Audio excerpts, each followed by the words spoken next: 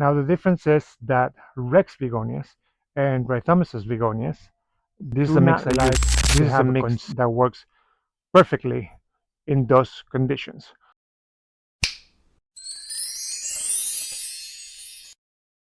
Hi everyone, welcome back. David, and on the previous episode I did my soil mix for begonias. Even though that the needs of the different begonias might be a little different, the same soil mix can work for both. Now the difference is that Rex begonias and Rhythomesus begonias do not like to have a consistent moist soil. The roots will rot easily. So I mentioned these planters in that video, and I did a little research on them. So these are called Aquaterra planters, and they're self-watering planters. Now this is a terracotta pot that doesn't have any drainage holes, and is sitting on a reservoir that is clear. Now this is a great setting for lots of plants like Calithias, Marantas, Coleus, but when it comes to the Rex begonias and the Rhythomesus begonias, which are like the ones that have the bulbs in them, those plants prefer to dry out in between waterings. So this one not going to be perfect for those plants. So for those plants, I'm gonna do an arrangement in a different type of pot, but I'm gonna use this to do a few cane begonias. And so let's start with it. You notice that my mix for the begonias is quite dense. It's not that chunky, and the reason is because the root system is quite thinner and smaller than other plants. So they need to have not only like a medium that holds the plant up and gives them stability, but also to have a moisture that is available all around it. So air pockets in between easily can dry up these roots and also kill the plant. So let's start with a couple of the cane begonias that I have for here. And I'm going to start with this beautiful Arabian Nights. As you can see, this is a cane begonia, and this is the original soil that came in, so most likely it's going to be a mix of perlite and peat moss. So not having drainage, I'm gonna put some mix to the middle of the pot, and then place the plant and just fill it up. I'll have updates later on in the tour that is coming up in a couple of months when I do the fall tour for the house, and you're gonna be able to see them how they're doing, and if they fail, I will mention them. But if you have any questions, please let me know in the comments down below. Also, let me know what is your mix, what is your setup for these plants. I absolutely love these plants, and I don't have a great track record with them, but I'm trying new things. So let's get rid of the soil that it came in. You can see right there the type of mixture of peat moss and perlite, and it's a very fine perlite, but at the same time you can see how fine the roots are. So I'm not going to mess much with it. I'm just going to take some of it. I'm just going to squeeze it just to break a little bit the dryness of the peat moss.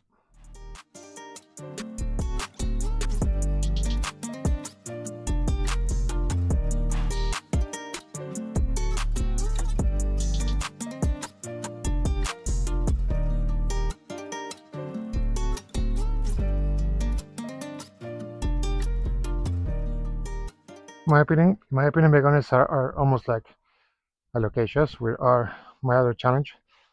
If you mess too much with the roots, they will throw a fit. So I'm just clearing a little bit. You can see how very fine these roots are. The reason that I'm breaking it down a bit is just because I want my potting mix to get in there and be able to feed the plant better.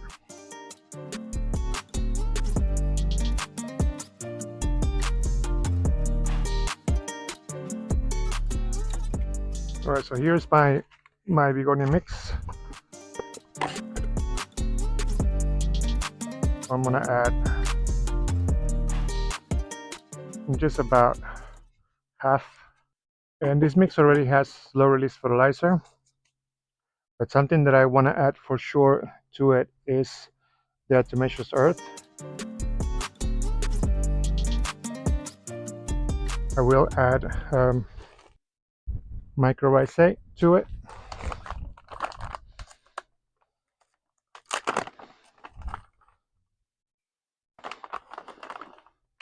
What I'll add here is just another pinch, because the amount of fertilizer that I put in the mix was just very basic. So I'm just gonna add another pinch of slow release fertilizer.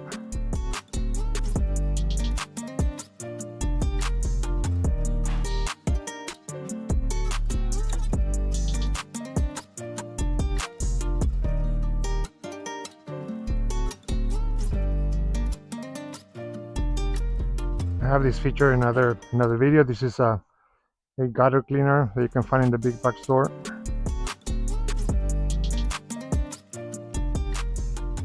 Is Daddy gonna spank me?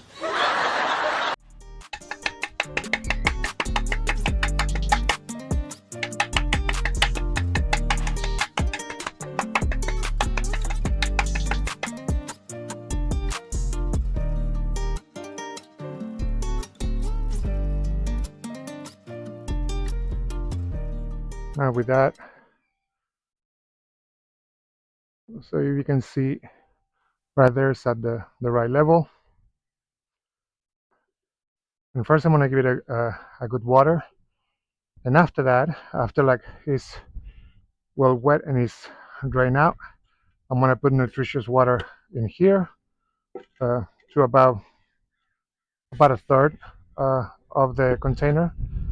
It doesn't need to be fully up, and that's the level you want to keep it at. So we'll put this one on the side for later. I had tried in the past to do planters with um, begonias and Rex begonias in the same planter. The Rex begonias didn't make it, and the cane begonias were also like not at best, because the moisture was not. I was afraid of the moisture on the Rex begonias, so they were not completely dry out, and this was not completely moist. So that's the difference between them. So now I learned that to keep them separate. So this is a maculata, probably one of the most known begonias, and I'm gonna do the same thing. This one has quite moist soil. So if you notice, this I can clump up, and like even when it's wet, it's not gonna be as compact as this is. So even that is a finer mix than a regular chunky mix. It's fine enough. It has retention. It has a lot of moisture retention thanks to the vermiculite, to the peat moss, to the coco coir. So it has a good amount of water retention. But the perlite, the vermiculite, and the other amendments like I have, like a rice husk and the ground cover, which is a very fine mulch, will prevent that compaction.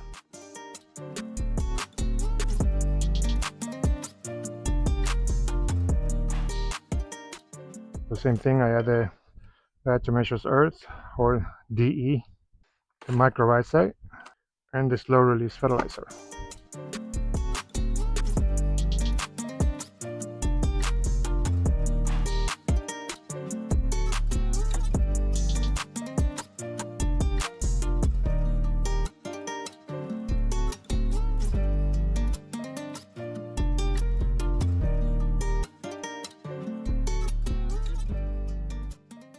You ain't gonna slap me, are you?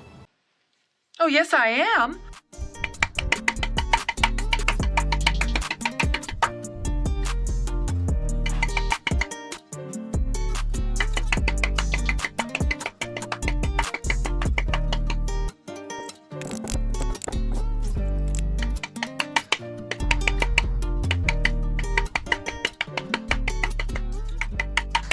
On these ones, that as soon as they're missing a water, they start crisping up in the edges or in the sides. You can see there's a little crisping here. and I have them over there against our wall because that prevents the air coming from the ocean to not dry them up. Even though the leaves are not as thin as other plants, they still throw a fit. And for the third, that will be an arrangement. They're very similar looking, but they're different colors. One is very red, and the other one is a lot very green. So I think they're gonna grow. They're gonna look great in the same planter. Because I give up on the trying to keep up with the name of the begonias because there are so many cultivars and varieties mixes that is just hard to tell, especially when you can mix two species and when you make a new variety of it, then the pops of it under different light conditions will look completely different. Um, Someone that I used to get my begonias back in Dallas was Steve Leaves, and I actually went into the greenhouse. Unfortunately, I don't have any footage of that because like that was not my intention. My intention was to learn about what they do, but of course, they have the ideal conditions 24/7 with scheduled watering, and their mix is what they say is just what you're seeing right now, half of peat moss and half of chunky perlite, and that's the mix that they use. But again, this is a mix that works perfectly in those conditions. Once you move these plants into your home, and depends where you have it, how much light it receives, how much water you provide, and airflow, etc., that will determine the type of soil that you're going to need. You either adapt the soil to the environment or you adapt the environment to the soil with your water scheduling. All that becomes a part of the recipe of how to be successful with plants. No wonder that it took me so long and I'm still learning. I will appreciate if you have any comment suggestions to drop them down below and let me know what works for you and what are your conditions because that's part of the formula. Tell me, for example, what's your aero mix alone. It doesn't tell me all of it because again, it's one part of the formula.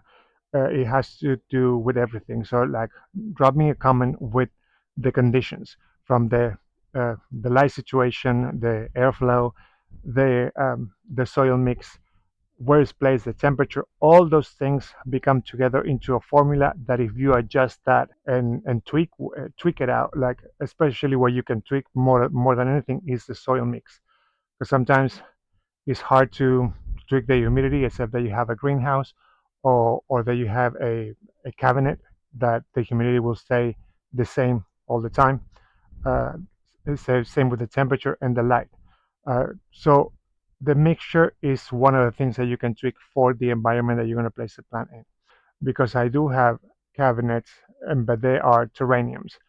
And just because those plants will only grow in my environment, in what I can provide, they will only grow in a terrarium. I want my plants to be around that I can supervise if there's any situation going on. For example, this one yesterday it was or the day before, I noticed some powdery mildew that was collecting. If you see these leaves, they are a little lighter in the shade. Right here, let's see if you can see that leaf right there. It has a little bit left of it, and you can see some of it behind this leaf. So what I did with that, I spray copper base. So let's finish this. Let's do the same. And these plants can get also quite big, like from the maculata to the other ones. In their natural habitat, they are bushes, and I'm talking about like bushes. They are like 6 feet tall. They're not just like little plants. The problem that we have as collectors is that uh, usually ours we don't have either the conditions to begin with, or then the space to put them. Imagine like I don't know how many.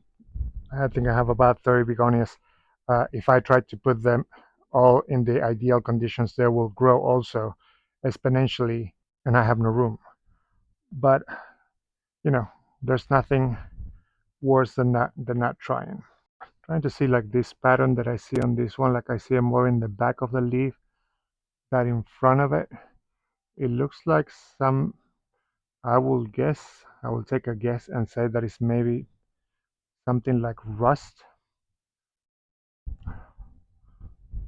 So before I put them in the pot, I'm gonna spray them with the fungicide, so I can be more thorough.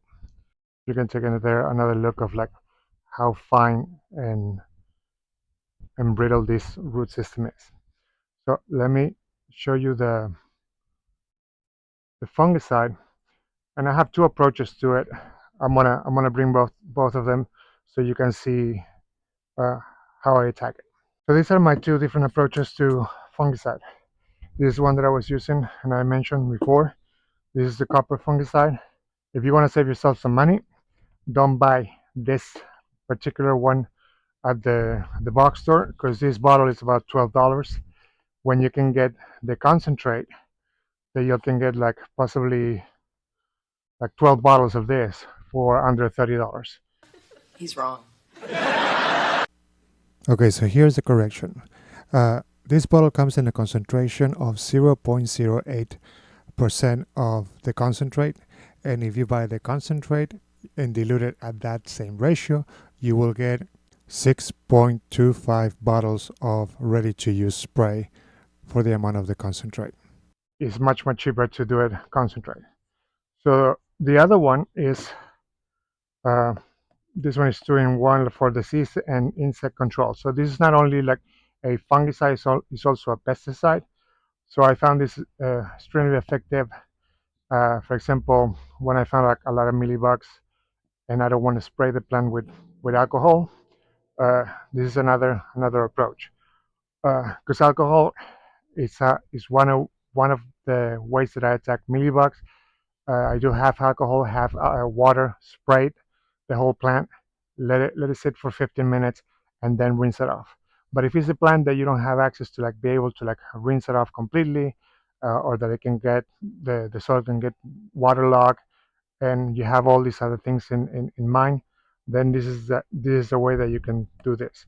But of course, this is a powder. It's going to turn the plant white, and after you that is that is done this job, you'll have to rinse it off because it doesn't fall off or go away. Uh, so for me, I use this when plants are especially having any type of mushy situation going on in the leaves, that any extra moisture will deteriorate the plant. Then I use a powder. For example, Rex begonias are another ones that like they don't mind the water on the leaves because guess what? Regardless of what anyone tells you, like don't wet the leaves, it's not about that. It's about the fact that like the leaves needs to dry out fairly quickly, because wherever they are in nature, they're not being bottom water all the time. It rains wherever they are. Most of these plants are from rainforest or rainforest similar situation, so they get water on them all the time. But there's also like enough airflow that it dries the leaves real quick. The Rex begonias in particular don't like to be sitting on water or have water sitting on them, but you can still spray them with um, with anything with water or with a fungicide. Now, if they are in a cabinet where the humidity is higher than normal and the airflow is not as good, then this will be a better option uh, to attack any fungus or insects. So now let me show you how I'm gonna do this, and then put them in the planter. This one is about to flower too, but if you see, like I completely soak it because that's the way that the fungicide will do its job.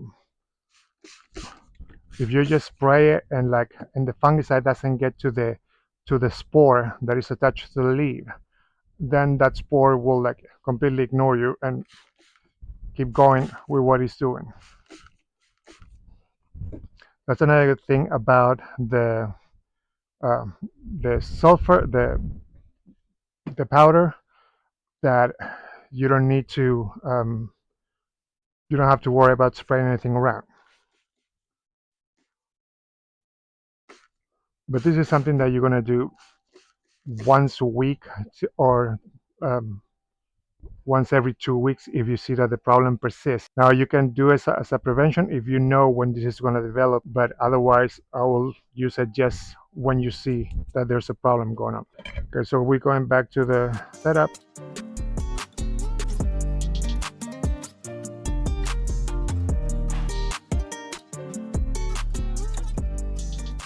And now let's put this one. Now this one is a little taller than that one, and you can see that these are facing in that direction.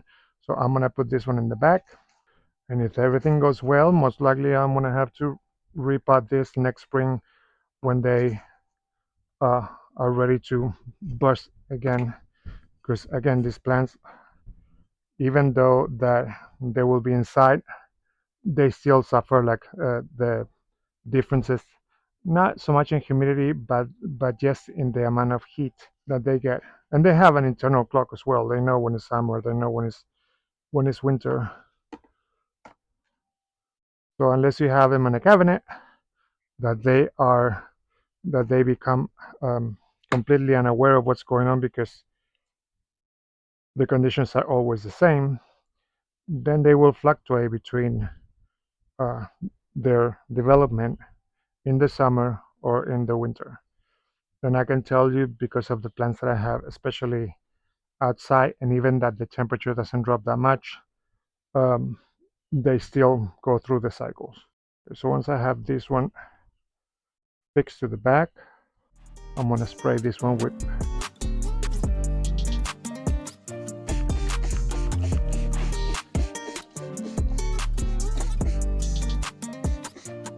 As you can see, like in the back of the leaf right there, and you see all those dots. You can barely see it on the top of the leaf because of the pattern, but on the back of the leaf, you can see that there's something going on. And I just noticed that now when I was addressing the other one the other night, I did not see anything wrong with this one. But even though that this one had that pathogen growing and everything, the fact that it's blooming, it means that it's happy. Just just have a little thing that is annoying here on the back. So now this, I'm gonna put this towards the front, a little more soil.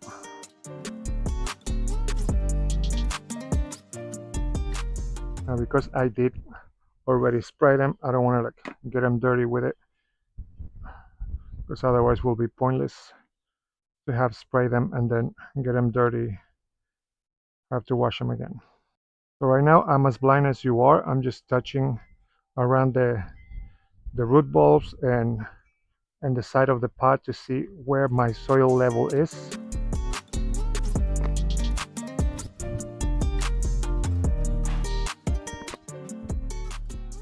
Time for some smacks.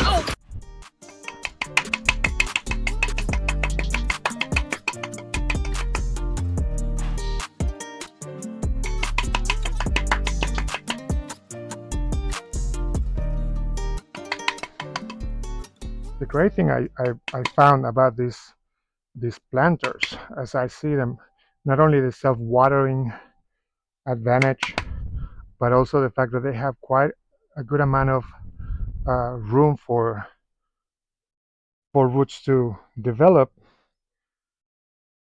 is also the fact that it's like heavy and sturdy. So um, these plants, when they get bigger, you're probably gonna need to like stake them out.